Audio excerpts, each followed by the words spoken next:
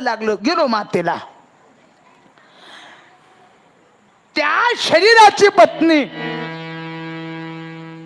चार चार बाया आवरीत होत्या बाईला, चार चार बाया. ए आणशे गप, रणो गप, गप का.